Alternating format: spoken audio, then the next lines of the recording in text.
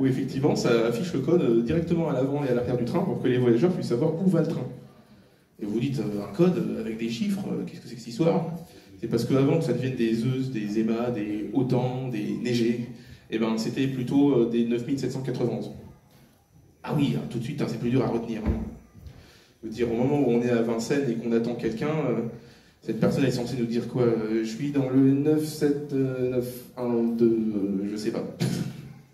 Et c'est pour ça que, après que la SNCF ait eu la bonne idée pour sa pieuvre qu'est le RRC de créer des codes missions qui puissent être retenus et prononcés, la RATP a aussi continué dans cette brèche-là et a donc remplacé ces chiffres par des lettres, qui maintenant font partie intégrante du folklore du RER.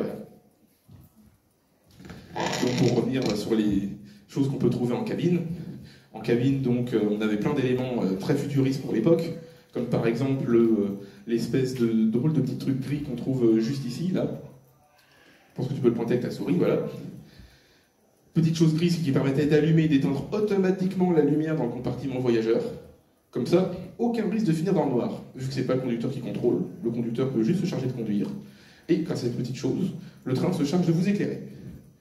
Et il y avait plein de petites choses super intéressantes. Comme par exemple, parmi tous ces cadrans anonymes, en réalité, celui qui est tout à gauche permettait à tout au conducteur de ne pas avoir besoin de parcourir le train en long et en large au moment de le démarrer, pour avoir les connaissances dont il avait besoin sur le train. Savoir qu'est-ce qui marchait et qu'est-ce qui ne marchait pas. Il suffisait, par la pression d'un bouton, de regarder sur ce drôle de cadran, qui s'appelle le quotient-mètre. Ah oui, c'est des noms d'ingénieurs, ils s'amusaient à l'époque, pour essayer de savoir qu'est-ce qu'ils pouvaient faire avec. Dans les cadrans, on n'a que des choses qui sont en fait assez simples. On a un voltmètre pour savoir si la batterie elle est chargée. C'est comme en voiture, c'est plutôt important la batterie dans le train. On a les cylindres de frein pour essayer de savoir si le train est effectivement en train de freiner ou non. Et la conduite d'équilibre qui permet de savoir si le train a de l'air. De l'air dans un train? Le train ça respire? Ah non, je vous assure, les trains ne respirent pas. Mais les trains ont besoin d'air. Vous avez souvent remarqué que dans le train, quand vous ouvrez les portes, il y a plein de bruit d'air dans tous les sens, là. Toujours l'air de faire des pchits. Et c'est vrai, parce que les trains, en fait, ça freine avec de l'air. Ça freine avec de l'air, on peut rien dire du tout. Ça freine pas avec de l'air, moi quand je souffle, j'arrête pas de courir. Effectivement. En fait, les trains fabriquent de l'air comprimé, il y a des compresseurs en dessous de la voiture. Entre autres qui sont cachés à côté du bogie. Donc le bogie, c'est cette espèce d'appareil qui permet au train de rouler sur les voies. Donc, vous voyez, il y a deux roues, en fait, de chaque côté, des essieux. Et au milieu, il y a plein de ressorts, entre autres, qui permettent que quand le train roule sur des surfaces qui sont pas géniales, genre des trous dans des rails, des trucs comme ça, personne n'est mal aux fesses et personne ne tombe. Et ensuite, pour revenir sur l'air en lui-même, il est fabriqué par les compresseurs, stocké dans le train dans la conduite d'équilibre, et ensuite, le cylindre de frein, en fait, c'est exactement ce que je dis, c'est un gros vérin qui va prendre cet air, et avec cet air, il va pousser des tiges en métal qui vont serrer des mâchoires autour des roues. Donc là, vous pouvez voir les deux mâchoires, là, qui sont de chaque côté des roues. Et en fait, c'est ça qui arrête le train. C'est pour ça que ça crisse. C'est ça qui fait du bruit quand le train s'arrête. C'est pas les roues, c'est ces petites semelles-là. Donc, comme vous le savez, quand un train s'arrête et qu'il pleut, on n'entend plus rien. C'est ça qui crisse. D'ailleurs, le conducteur du 9791 est attendu. Donc, effectivement, nous allons faire passer l'un de vous pour pouvoir conduire le train. Et pour ça, on aime bien essayer de vous départager avec une petite question.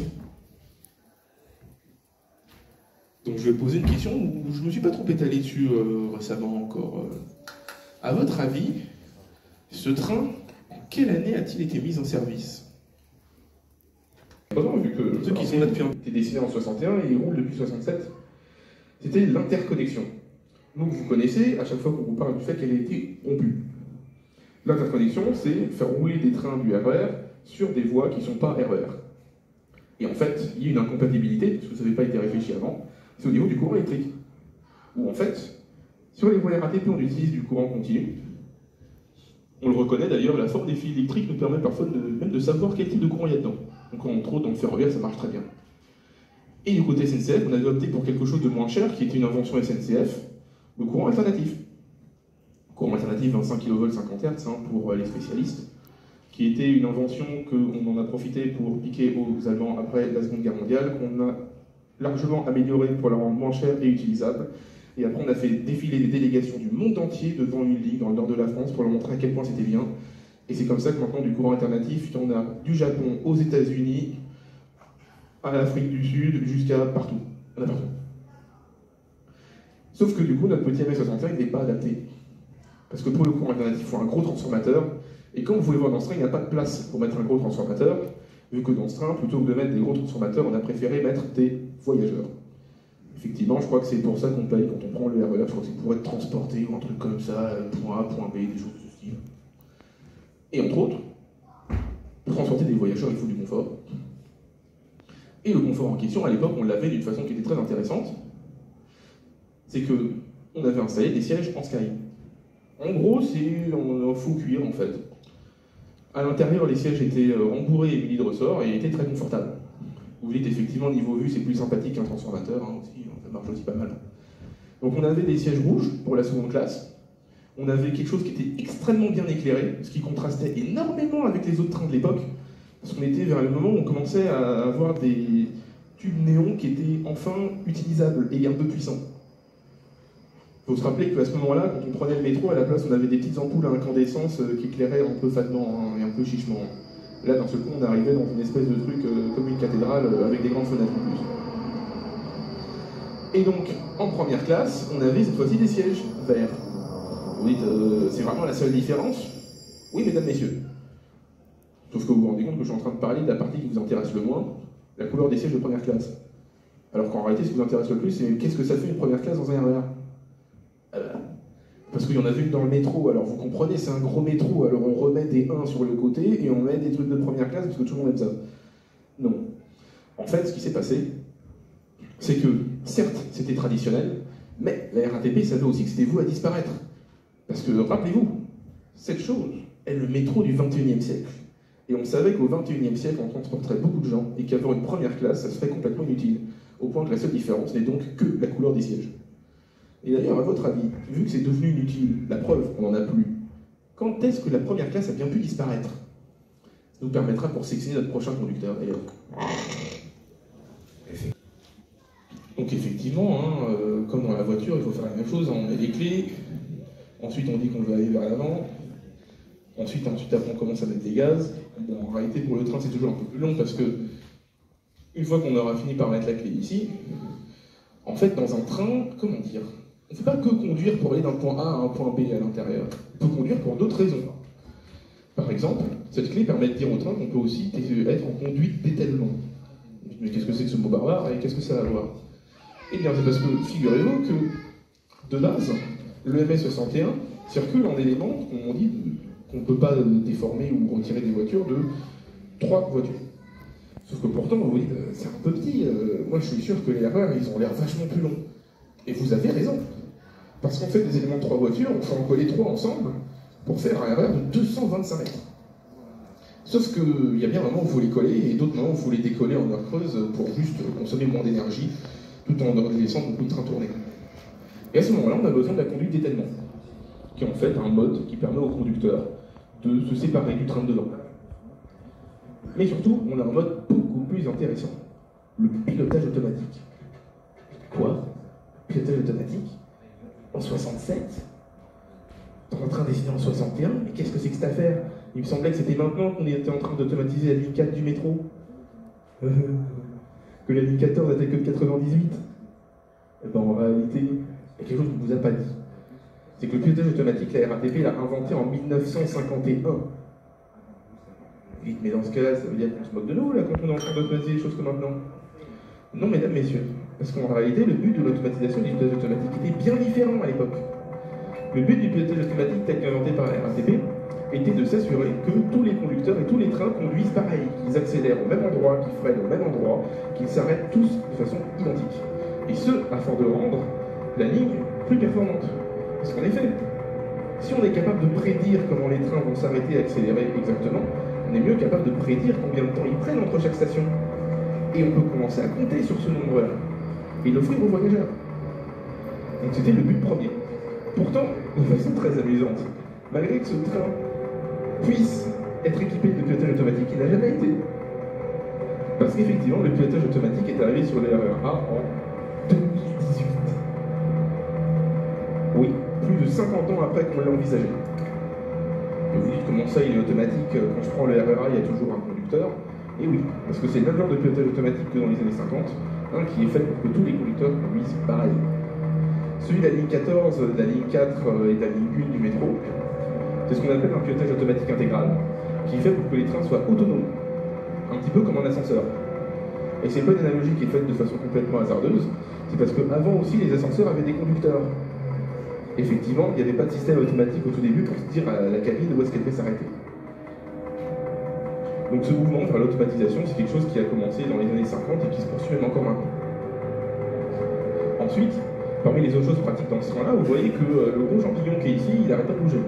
Donc vous devez commencer à vous dire qu'effectivement, ça sert à accélérer et à freiner.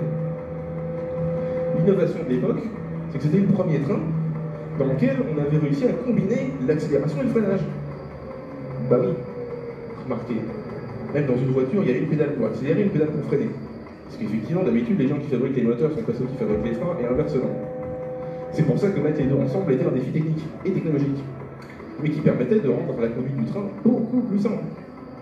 Et comme vous voyez, même le freinage d'urgence, il est juste tout au bout du freinage, il suffit juste de tirer le champignon plus loin. Simple, rapide, pratique, efficace. Et tout comme ça, il fait dans la grande simplicité. Là, on a un truc à tourner qui permet de dire de quel côté on ouvre les portes. Là-bas, on a un bouton jaune qui permet de remplacer un chef de train pour fermer les portes. Par ici, on a de quoi monter et descendre le pantographe dont je parlais tout à l'heure, qui permet d'avoir du courant électrique. Et évidemment, on a un gros bloc gris sur lequel j'aime bien poser des questions ce matin. Évidemment, ce gros bloc gris, là, comme ça, à votre avis, ça servira à quoi? On a une proposition par là-bas. Évidemment, je sais qu'il y a... Et effectivement, pour les nouveaux venus, effectivement, c'est un micro d'hélicoptère.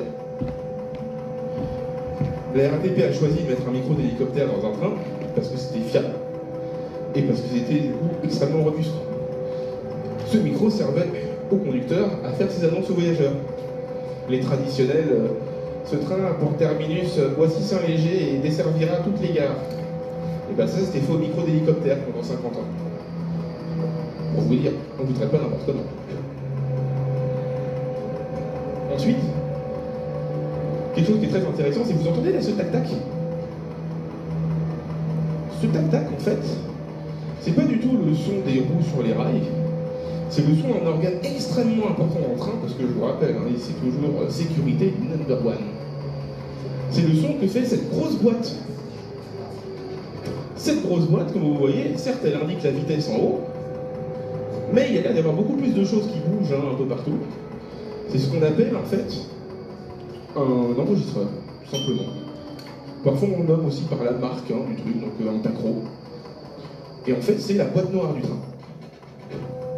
Cette boîte noire, elle enregistre la vitesse du train et toutes les actions du conducteur. Elle enregistre s'il a bien vu les signaux et qu'il a appuyé sur le bouton pour dire qu'il les a vus.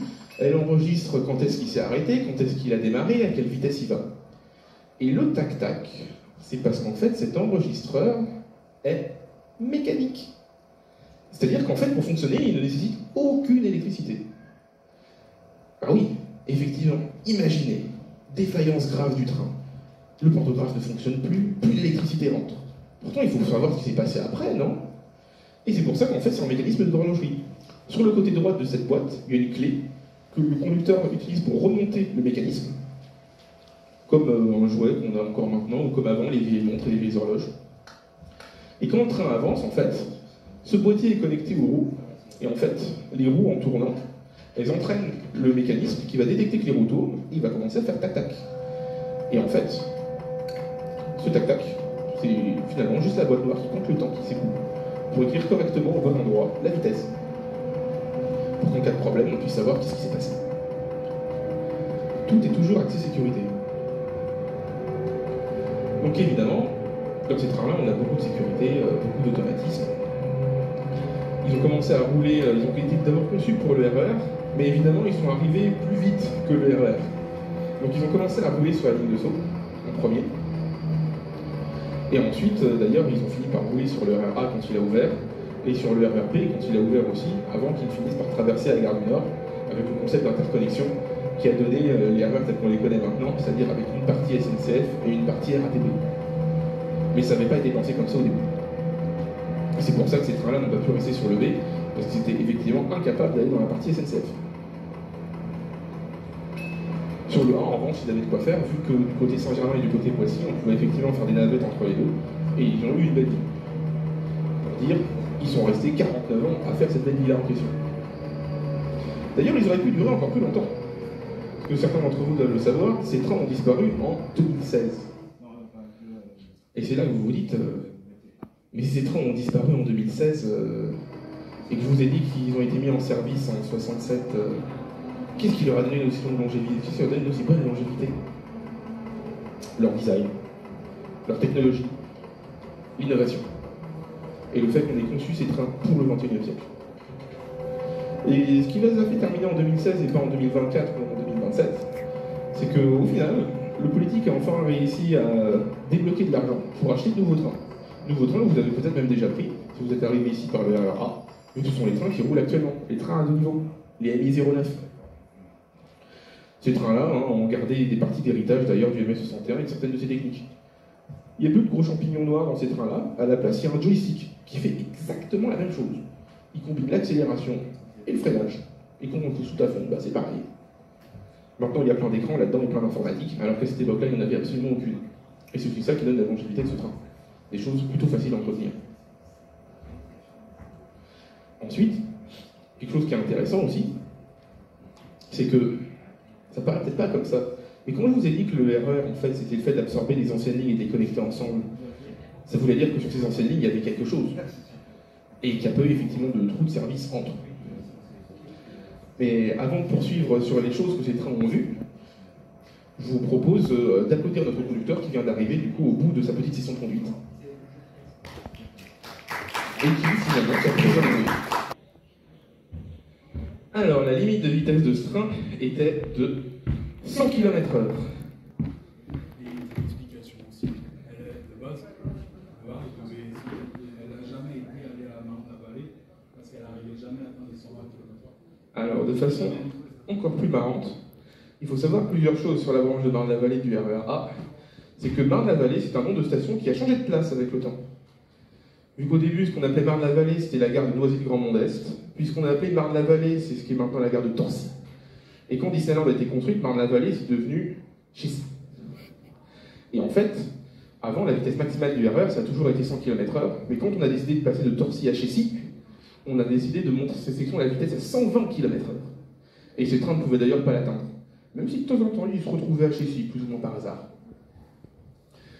Et quelque chose qui est très intéressant aussi, c'est que cette vitesse est celle que ces trains pratiquent pour traverser Paris. Ce qui leur permet d'avoir une vitesse moyenne largement supérieure au métro. La vitesse moyenne pour une ligne de chemin de fer, en fait, et pour un service de transport en commun, c'est la vitesse qu'on ferait si on allait toujours tout droit sans s'arrêter, mais en allant à la même vitesse qu'un train qui s'arrêterait partout. C'est-à-dire, si vous allez, mettons, de Gare de Lyon jusqu'à Vincennes, c'est la vitesse que aurait votre train s'il ne s'arrêtait pas, en fait, mais qui gardait les mêmes temps pour l'atteindre. Dans le RER, cette vitesse est environ 50 km/h, alors que dans le métro, c'est 22. Donc on va effectivement plus vite en RER. Et quitte à aller plus vite en RER, c'est l'occasion de sélectionner notre conducteur grâce à la question qu'on a posée précédemment. Qui a eu la bonne réponse? J'ai trouvé que c'était pas très cool. Donc c'est pour ça qu'on a la ligne 8 qui va jusqu'à Créteil. Pareil. C'est toujours pas fini, hein, quand il s'agit d'avoir des idées bizarres. Hein. À Cergy, à la place, il devait y avoir un ancien monorail. Ça devait être de l'aérotrain électrique. Sauf que ça coûtait très cher. Et puis cette fois-ci, le gouvernement a décidé de donner la patate chaude à la SNCF, vu qu'ils avaient déjà donné beaucoup à la RATP. Il fallait équilibrer un peu les puissances. Et c'est comme ça qu'on se retrouve avec la branche de Cergy qui est exploitée par la SNCF, en fait. Ceux qui l'ont construit. La RATP aurait voulu le faire eux-mêmes, hein, mais du coup, le gouvernement avait dit non. C'est entre autres ça qui fait que dans la zone de Nanterre, si vous regardez, il y a encore beaucoup de choses qui se construisent. Parce qu'avant, cet endroit-là était un no man's land, parce qu'on allait construire des branches de RER dans tous les sens. On n'était pas très sûr de ce qu'on voulait faire. Ni de là, on allait mettre les autoroutes. Donc c'était resté très vite. C'est pour ça que maintenant, tout est neuf, en fait. Et c'est pour ça que le RER, en fait, fait vivre toute la région Île-de-France. Et c'est vrai qu'on n'y pense pas, qu'en réalité, tout est façonné aussi par ça. Et pourtant, dans tous les projets de RER originaux, c'était pensé avec ce train-là. Donc, vous avez un petit peu suivi, ça a roulé pendant 49 ans, certes, mais vous vous dites qu'effectivement, ça n'a peut-être pas roulé 49 ans en bleu, sinon vous vous en souviendrez peut-être. On l'aurait peut-être vu à la télé comme ça, au moins, ou dans la presse. Effectivement, en 89, le train a été rénové pour avoir les mêmes couleurs que les trains neufs de l'époque, c'est-à-dire avec des portes rouges, une bande bleu foncé et le reste en blanc. Ça s'appelle la livrée tricolore du Monde de France. Cette livrée avait été appliquée à la base sur les tout nouveaux trains du RER C et D, à 2 étages, qui roulent encore maintenant. Et c'était pour insuffler une forme de modernité. Sauf que la RATP, comme vous l'avez compris, avec toutes les innovations technologiques qui sont cassées à l'intérieur de ce train, elle n'entendait pas seulement changer la couleur du train et l'intérieur. Et on a profité pour moderniser grandement le RER A. Entre autres, elle a rajouté des capacités de freinage supplémentaires à l'intérieur des locomotives, enfin des motrices. Et on a profité pour pouvoir faire rouler le train non plus toutes les 2 minutes 30, mais toutes les 1 minute 30, soit 90 secondes. Ce qui faisait que, et ce qui fait toujours d'ailleurs, c'est toujours le cas, que actuellement, dans le RER A, en heure de pointe, on peut faire rouler un train toutes les 90 secondes de 225 mètres de long, qui va transporter plus de 2600 personnes par train. Effectivement, il y a de la capacité. Pourtant, vous vous dites, c'est bien joli, là, toutes les minutes 30, un train, il y en a un qui rentre en station pendant que l'autre n'a même pas fini de partir. Pourtant, j'ai toujours serré à l'intérieur. Oui. Parce qu'en réalité, l'idée du RER A était beaucoup trop bonne. En fait, c'était un piège. Mais c'est un piège, on était dedans depuis très très longtemps. Hein. Je veux dire, quand on a commencé à mettre des tramways dans Paris, les lignes qui étaient les plus utilisées, c'était celles qui passaient d'est-ouest. Donc quand on a fait la ligne du métro, la première, la une, et tout de suite la première à avoir été construite, le but était aussi d'absorber aussi toute cette charge. Et c'était aussi pour l'exposition universelle. Après, on s'est rendu compte que la ligne 1 du métro était surchargée.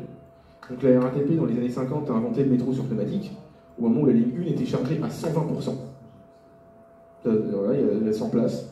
Bah, mettez 20 personnes en plus. Faites comme Tetris ou comme Oblocus, hein, on essaie de les placer dedans. Enfin bon, vous connaissez quoi. Ça marche pas très bien. Donc ils ont essayé d'inventer un métro qui était encore plus puissant, encore plus rapide, qui pouvait freiner encore plus vite. C'est là qu'est arrivé le métro sur pneu, une invention qui a fait le tour du monde. Parce que la RATP, on a vendu à beaucoup d'autres personnes. Hein. Oui. Oui, oui, à Montréal par exemple, à Mexico, à Santiago. En plus, on a construit ailleurs en France d'ailleurs. Mais après ça, il restait toujours un problème. C'est que même la ligne 1, une fois qu'on avait mis des pneus dessus et qu'elle pouvait transporter 20% plus de gens, et 20% de trop de tout à l'heure, eh ben vous vous dites, déjà qu'avant ça marchait bien, il y avait trop de gens. Si ça marche mieux, il va y en avoir encore plus. Oui, c'est vrai, c'est ce qui s'est passé. Donc il fallait de nouveau décharger la ligne 1. Donc le tour central du RER A était tout indiqué pour ça. Vous vous dites oui, mais maintenant on fait les mêmes itinéraires, sauf qu'en plus on va encore plus loin les deux côtés en banlieue, ça va être encore plus intéressant, les gens n'ont plus besoin de prendre le bus. Ils peuvent monter directement dans le tout nouveau réseau express régional. Oui, l'idée était très bonne, trop bonne, les gens ont fait exactement ça, et c'est comme ça qu'on se retrouve avec la ligne la plus chargée du monde. Tout simplement. Donc, bon, à un moment, il faut trouver une solution. Bon, solution définitive, on ne trouve pas encore. Hein. Quand en 85, donc moins de 10 ans après l'ouverture de Châtelet-Halles, qui est ouvert en 77, le RER était surchargé. Le gouvernement a décidé d'agir de façon massive. C'est à ce moment-là que ces trains ont été rénovés pour passer à ces couleurs-là et pour pouvoir passer toutes les 90 secondes ou toutes les 2 minutes 30.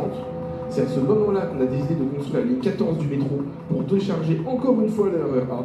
C'est à ce moment-là qu'on a décidé de créer la ligne D du RER sous sa forme qu'on lui connaît maintenant, avec le tout nouveau tunnel entre Gare de Lyon et Châtelet. Et c'est à ce moment-là qu'on a décidé encore simultanément de creuser le RER E. Pourtant, vous savez que maintenant qu'on a effectivement la D, qu'on a effectivement la 14, qu'on a effectivement plus de trains sur le A et qu'on n'a toujours pas fini le RER E, on est toujours serré comme des sardines. L'idée est toujours trop bonne. Et c'est là que vous vous dites et que vous vous rendez compte aussi qu'il y a peut-être la moitié du budget des transports d'Île-de-France qui est là uniquement pour décharger cette axe. C'est rigolo quand même. C'est plutôt cocasse. Et ces trains-là jouent parfaitement leur rôle dans cet échiquier. Parce que quelque chose que je vous ai pas dit sur le fait qu'on ait commandé de nouveaux trains, C'est que, évidemment, c'est pas spécialement parce que c'est nouveau que c'est mieux sur tous les points. Il y a toujours des compromis. Et entre autres, un des compromis que les nouveaux trains n'arrivaient pas à tenir, c'est au niveau du temps en station. Parce que les nouveaux trains à 2 étages transportent effectivement plus de gens. Au lieu d'être aux alentours de 2600 personnes par train long, on est plutôt aux alentours de 2800, 2900 même. Sauf que ces trains, pour faire voyager toutes ces personnes, vous dites, le train n'est pas plus long. Mais en revanche, il y a plus de gens, donc c'est qu'effectivement, le train va prendre plus de temps à quai. Et c'est là que vous commencez à avoir un problème. Si les trains sont arrêtés plus longtemps, on peut en faire venir moins. Et si on peut mettre moins de trains, on a donc un problème de capacité. Finalement, on a décidé de trancher un peu la poire en deux. On s'est dit, bon, on va mettre des trains plus gros, certes, mais on va en mettre moins. Parce qu'avant, sur le RER A, si on regardait les horaires, il y avait exactement 24 à 27 trains longs qui passaient par heure. En heure de pointe, on montait effectivement à 27, voire à 29. Depuis les nouveaux, on est descendu à 24 au maximum, dans tous les cas. Pourquoi? Parce que ces trains-là, à Châtel et Halles, ils arrivaient à tenir le 1 minute. Qu'est-ce que ça veut dire? Ça veut dire que si vous aviez le quai qui était noir de monde, que si vous aviez un train qui arrivait à quai, en 1 minute, en 60 secondes, vous pouviez faire sortir tous ceux qui étaient dedans et faire rentrer tous ceux qui étaient dehors. Ce qui permettait de tenir l'horaire. Et d'être sûr que tout le monde arrive chez lui ou au travail à l'heure. Avec les nouveaux trains, c'est impossible. C'est absolument impossible, on dépasse toujours. Et c'est pour ça qu'on ne peut pas en mettre autant. Donc, c'est toujours un avantage qui va au bénéfice des trains à un seul niveau. Et c'est là qu'on voit que dans le monde, il y a souvent eu d'autres choix. C'est-à-dire que chez nous, on a préféré mettre moins de portes et mettre 2 étages pour pouvoir asseoir plus de gens. Si on va au Japon, par exemple, ils ont préféré rajouter des portes pour faire rentrer et sortir les gens plus vite. Donc plutôt que d'en avoir 4, comme on en a dans ce train actuellement, malheureusement sur la maquette on a pu en mettre que 3, eh bien, au Japon, parfois on en met 5. Il y a même certains trains où ils ont essayé, ils ont réussi à en mettre 6. Ils finissent à avoir un train qui est constitué uniquement de portes. Oui, ça paraît curieux, hein. Donc vous imaginez des fenêtres, bah, vous mettez des portes. Vous imaginez un mur, bah, vous mettez des portes. Vous imaginez un siège, eh bien vous mettez des portes. Bon là, effectivement, c'est sûr, niveau flux voyageurs, ça marche plutôt bien. Niveau confort, en revanche, il faudra passer un autre jour. Donc pour le RER, vous vous dites que quand vous pouvez passer jusqu'à 1 heure assis pour aller jusqu'au bout de la région, être entouré et n'avoir comme seul compagnon que des portes, c'est assez peu agréable. C'est pour ça qu'on est allé vers les trains de libre. Après, quelque chose qui est aussi intéressant à remarquer, c'est que je vous ai dit que peut-être, certes ces trains ont été remplacés par des trains de niveau, qui ont été commandés à partir de 2011 environ, un petit peu avant 2009, pour être précis, sur en 2011. Mais en fait, il y avait déjà des trains de niveau sur les RER A avant 2011. Et oui, les trains de niveau ont commencé à s'ajouter au parc du RER A progressivement à partir de 1996. Vous les connaissez, hein, c'est ceux à l'intérieur qui sont tout rose saumon. Bon, hein, chacun en pense un peu ce qu'il veut, hein, au niveau de l'aménagement, hein, des choix que certains trouveront douteux, certains trouveront charmants, mais c'était très marqué de son époque en tout cas. Ces trains ont évidemment le même problème que les nouveaux trains. Et à chaque fois, tout ça, c'est des expérimentations. Et ça, c'est quelque chose que je veux absolument rappeler au niveau de la RATP. C'est que de nos jours, quand on parle de fabricants de trains ou de créer des trains, on parle d'Alstom, on parle de Bombardier, on parle de Siemens, etc. Mais il faut savoir que jusque dans les années 80, c'était la RATP et la SNCF qui dessinaient eux-mêmes leurs trains. En même temps, pensez-y. Qui d'autre pour dessiner le train que la personne qui le fait rouler? Ça semble logique, après tout. Et oui, ça l'est. Et donc, ça veut dire qu'à chaque fois qu'ils avaient une innovation ou quelque chose à essayer, que ce soit sur des boutons de fermeture de porte, que ce soit sur des nouveaux modèles de moteurs, ou sur quoi que ce soit en fait, ils pouvaient prendre leur train à eux, essayer de bricoler la nouvelle innovation à l'intérieur, et de voir si ça marchait.